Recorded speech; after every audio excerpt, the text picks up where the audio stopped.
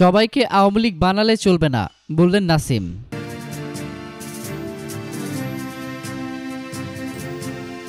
আওয়ামী লীগের প্রেসিডিয়াম সদস্য ও সাবেক মন্ত্রী মোহাম্মদ নাসিম বলেছেন, আজকে সারা দেশে সবাই আওয়ামী লীগের লোক। আওয়ামী লীগ ছাড়া কাউকে খুঁজে পাওয়া যায় না। এটা আওয়ামী লীগের জন্য ভালো না। তিনি বলেন, ৭৫-এর আগেও সবাই আওয়ামী লীগের হয়ে গিয়েছিল, কিন্তু ৭৫-এর ১৫ আগস্টের পর আওয়ামী লীগে খুঁজে পাওয়া যায়নি। এখন সাবধান হওয়া দরকার। সবাইকে আওয়ামী লীগ বানালে চলবে না।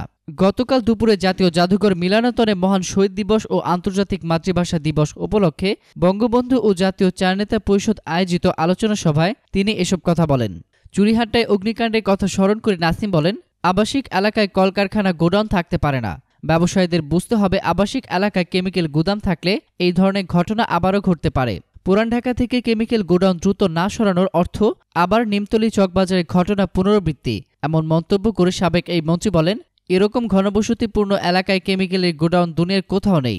আবাসিক এলাকায় গোডাউন পৃথিবীর কোথাও থাকে না। এটা ব্যবসায়ীদের বুঝতে হবে। প্রধানমন্ত্রী শেখ হাসিনা নিমতলী ঘটনার পর এসব গোডাউন সরানোর নির্দেশ দিয়েছিলেন, কিন্তু দুর্ভাগ্য হলেও সত্য, গোডাউন সরেনি। তিনি বলেন, গোডাউন রেখে নিজেকে এবং নিজের সন্তানকে হত্যার ব্যবস্থা করছেন। সব খবর সবার আগে পেতে আমাদের চ্যানেলটি সাবস্ক্রাইব করে আমাদের সঙ্গেই থাকুন। ধন্যবাদ।